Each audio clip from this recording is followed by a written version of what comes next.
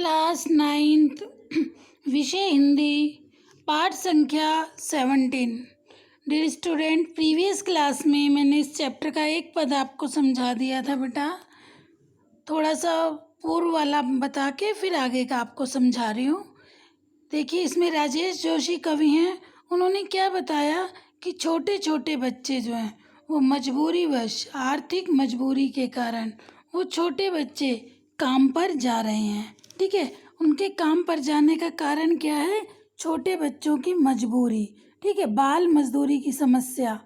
ठीक है, जिसे सुनकर कवि क्या कह रहे हैं कि बाल मजदूरी करने की मजबूरी को अपने समाज की कवि ने सबसे भयानक समस्या मानी है। ठीक है, और कवि ने क्या कहा, इस समस्या को एक विवरण की तरह लिखा जाना चाहिए कि छोटे छोटे बच्चे क्यों काम पर जा रहे हैं। तो कवि ये सब देखकर दुखी होता है कि जिन छोटे बच्चों की पढ़ने लिखने खेलने की उम्र है वो बच्चे बेचारे मजबूरीवश काम कर रहे हैं। अब तक हमने ये पढ़ा, इससे आगे देखिए कवि क्या कह रहे हैं। क्या अंतरिक्ष में गिर गई हैं सारी गेंदें, क्या दीमकों ने खा लिया है सारी रंग बिरंगी किताबों को, क्या काले पहाड़ के नीचे दब गए हैं सारे खिलौने, क्या किसी भूकंप में ढह गई हैं सारे मदरसों की इमारतें, क्या सारे मैदान, सारे बगीचे और सारे घरों के आंगन खत्म हो गए हैं एकाएक। देखिए, हार्ड वर्ड अंतरिक्ष, अंतरिक्ष बेटा आकाश। ओके, मदरसा विद्यालय, मदरसा विद्यालय। ठीक है, अब कवि इस पद में क्या कह रहा है, इन पंक्तियों में कवि क्या कह रहा है कि बाल मजदूरी को गहरी धुंध में काम पर जाता देखकर कवि प्रश्न पूछता है, ये बच्चे काम पर क्यों जा रहे हैं। ठीक है, कवि सोचता है शायद इनके खेलने के लिए गेंदें अब नहीं हैं, क्या अंतरिक्ष में गिर गई हैं सारी गेंदें। कवि सोच रहा है कि छोटे छोटे बच्चे ये बाल मजदूरी करने जा रहे हैं, क्या अंतरिक्ष में सारी गेंदें गिर गई हैं, क्या दीमकों ने खा लिया है। कवि कह रहे हैं क्या अंतरिक्ष में गिर गई हैं सारी गेंदें। कवि कहता है ये बच्चे काम पर जा रहे हैं। कवि सोचता है शायद इनके खेलने के लिए गेंद अब नहीं है, इनके रंगीन किताबों को दीमकों ने खा लिया है। क्या दीमकों ने खा लिया है सारी रंग बिरंगी किताबों को, अर्थात जिन छोटे छोटे बच्चों की गेंदों से खेलने की उम्र है, किताबों से पढ़ने की उम्र है, और वो बच्चे मजबूरीवश काम पर जा रहे हैं। तो कवि सोच रहा है कि क्या इनकी किताबों को लगता है दीमकों ने खा लिया है। ठीक है, क्या काले पहाड़ के नीचे दब गए हैं सारे खिलौने। कवि कह रहे हैं छोटे छोटे बच्चे जिन्हें रंग बिरंगे खिलौनों से खेलने का समय था, इनके लिए रंग बिरंगी किताबें को दीमकों ने खा लिया। क्या इनके लिए जो रंग बिरंगे खिलौने थे वो किसी काले पहाड़ के नीचे दबकर नष्ट हो गए हैं।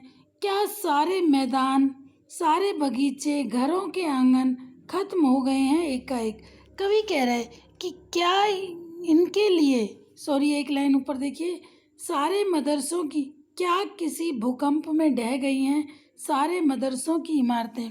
कवि कह रहा है क्या सारे विद्यालयों की, जहाँ पे बच्चों को शिक्षा दी जाती, विद्यालय विद्या के लिए आलय, ठीक है, जहाँ बच्चों को शिक्षा दी जाती है, क्या उन मदरसों की सारी दीवारें, सारी इमारतें गिर गई हैं, किसी भूकंप की चपेट में आकर समाप्त हो गई हैं। स्पष्ट है कि ये सारी चीज़ें मौजूद हैं, लेकिन अभाव और गरीबी से त्रस्त परिवार इनसे मजदूरी कराने को विवश है। क्या सारे मैदान, सारे बगीचे, ठीक है, कवि कह रहे हैं कि बच्चों के खेलने के प्लेग्राउंड, गार्डन, ठीक है, और घरों के आंगन खत्म हो गए हैं क्या एकाएक। कवि कह रहे हैं देखिए, छोटे बच्चे जिन जिन चीज़ों से खेलते हैं, बच्चों की, छोटे बच्चों की खेलने के खिलौने, रंग बिरंगे बॉल, ठीक है, प्लेग्राउंड में खेलना, बगीचे में खेलना, घर के आंगन में खेलना, विद्यालय में पढ़ने जाना। तो कवि क्या कह रहा है, दोबारा देखिए, क्या अंतरिक्ष में गिर गई हैं सारी गेंदें। कवि इन छोटे छोटे बच्चों को काम पर जाता देखकर कवि बहुत ज़्यादा दुखी होते हैं। कवि कौन है? कवि राजेश जोशी। और वो दुखी होते हुए क्या कहते हैं कि क्या अंतरिक्ष में, वो क्वेश्चन करते हैं कि क्यों ये छोटे छोटे बच्चे बाल मजदूरी कर रहे हैं। ठीक है, 18 वर्ष से कम उम्र के बच्चे जब मजदूरी करते हैं तो उसे बाल मजदूरी कहा जाता है, काम करते हैं। ठीक है, तो कवि कह रहे हैं कि जिन बच्चों की पढ़ने की, लिखने की, खेलने की, मौज मस्ती करने का समय था, उस समय ये बच्चे क्यों मजदूरी कर रहे हैं। क्या अंतरिक्ष में गिर गई हैं सारी गेंदें। कवि कहते हैं, क्या इन बच्चों की खेलने वाली सारी गेंदें क्या अंतरिक्ष में खो गई हैं। क्या दीमकों ने खा लिया है सारी रंग बिरंगी किताबों को। कि इन बच्चों की रंग बिरंगी पुस्तकों को, जिन पुस्तकों से इन्हें पढ़ना था, क्या वो सारी पुस्तकों को दीमकों ने खा लिया है, सारी रंग बिरंगी किताबों को। क्या काले पहाड़ के नीचे दब गए हैं सारे खिलौने।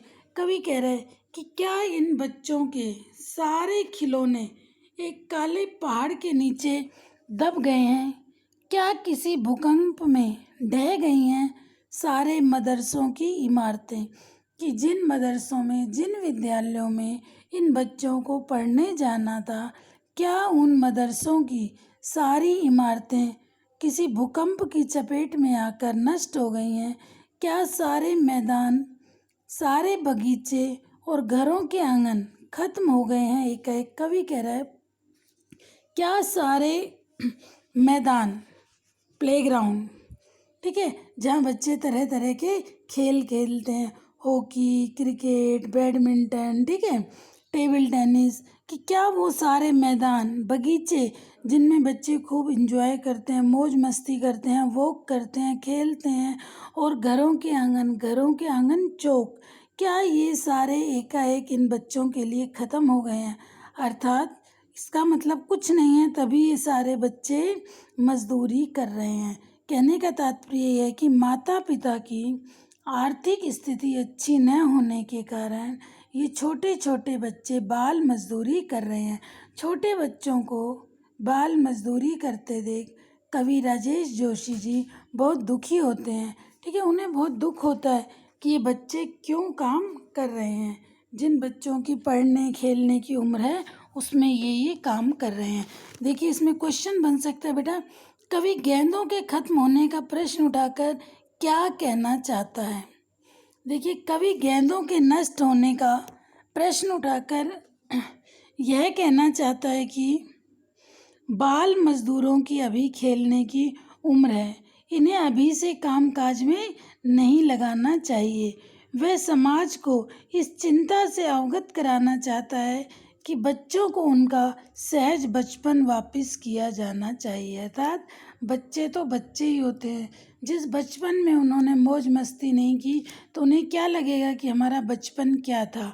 ठीक है, बड़े होके तो वैसे ही बेटा 100 तरह की जिम्मेवारियां व्यक्ति पर आ जाती हैं। बचपन ही है जिसमें बच्चा मौज मस्ती से अपना जीवन व्यतीत करता है।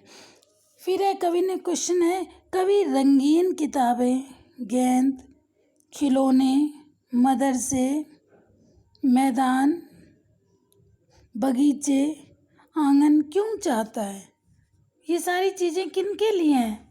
रंगीन किताबें, गेंद, खिलौने, मदरसे, मैदान, बगीचे, आंगन कवि इसलिए चाहता है जिससे छोटे छोटे बच्चे खेल कूद सकें, पढ़ सकें, सहज बचपन का आनंद ले सकें। इसलिए कवि चाहता है कि ये सारी चीज़ें बच्चों के लिए होनी चाहिए। क्या क्या?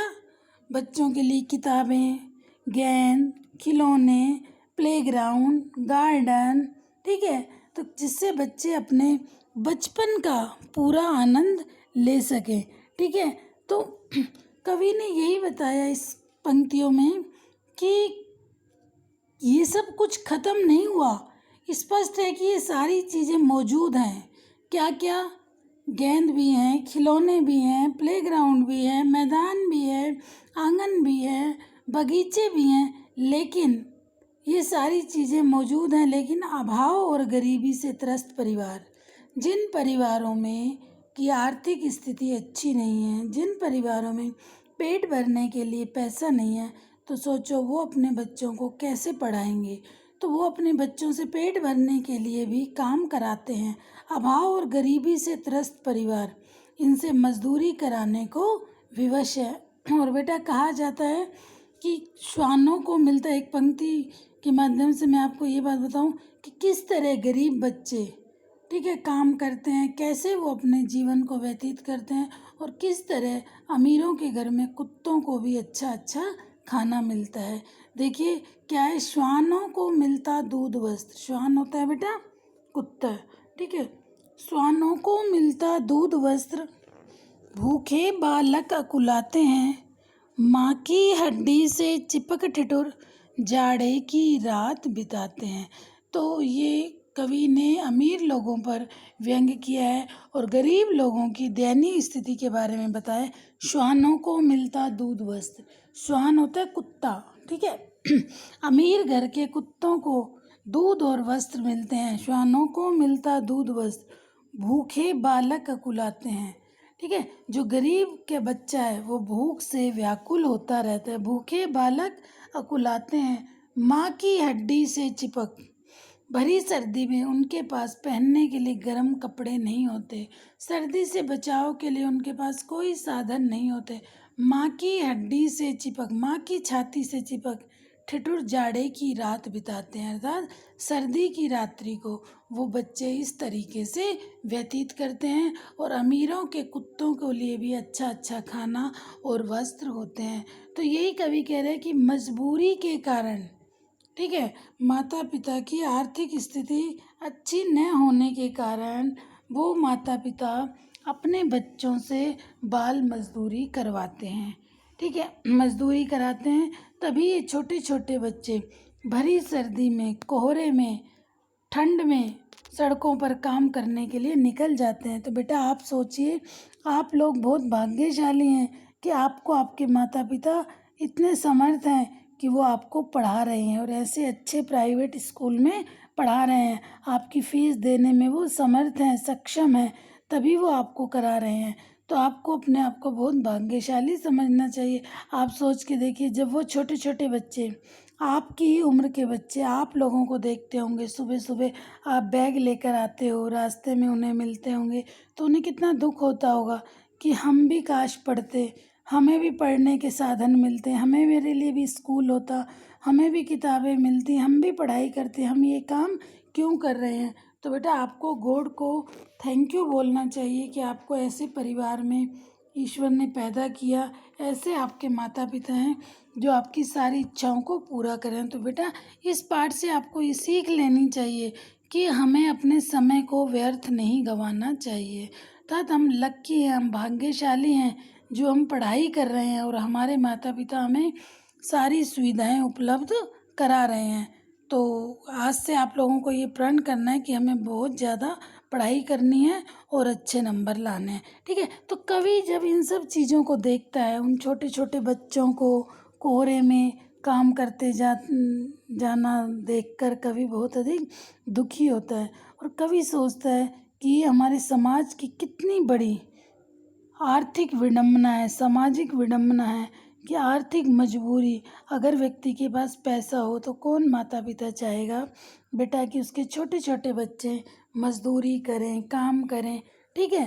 तो इसलिए कवि को ये सब लगता है कि ये बच्चे क्यों काम पर जा रहे हैं। और कवि ये नहीं कह रहा कि ये सब चीज़ें ख़त्म हो गई, आज भी ये सारी चीज़ें मौजूद हैं, लेकिन वो अमीर बच्चों के लिए हैं, गरीब बच्चों के लिए नहीं। चाहे वो खिलौने हैं, चाहे वो प्लेग्राउंड है, गार्डन है, ठीक है, मैदान, बगीचे, गेंद, रंग बिरंगे खिलौने, रंग बिरंगी पुस्तकें, ठीक है, और विद्यालय, ये कुछ भी समाप्त नहीं हुआ, लेकिन सिर्फ ये उन्हीं बच्चों के लिए हैं जो अमीर घर के बच्चे हैं, जिनके माता पिता समक सक्षम है अपने बच्चों को पढ़ाने में, खिलाने में, ठीक है। तो कवि ये सब चीज़ें देखकर, उन बाल मजदूरों को देखकर कवि बहुत अधिक क्या होता है बेटा, दुखी होता है। कवि को बहुत दुख होता है कि बच्चे क्यों मजदूरी कर रहे हैं, ठीक है बेटा। ये 2 पद मैंने आपको पढ़ा दिए, इन 2 पद की व्याख्या आप अच्छे से समझ लेना, ठीक है। पाठ का नाम है बच्चे काम पर जा रहे हैं, कवि है राजेश जोशी। इसकी हार्डवर्ड लिख लेना, कवि परिचय लिख लेना, व्याख्या अच्छे से समझना, ठीक है। कोई भी डाउट हो बेटा, अपने डाउट ज़रूर क्लियर करें आप। ओके बेटा। नेक्स्ट क्लास में आपको पढ़ाऊंगी लास्ट पद है, तो फिर बचा ही क्या है इस दुनिया में। कितना भयानक होता अगर ऐसा होता।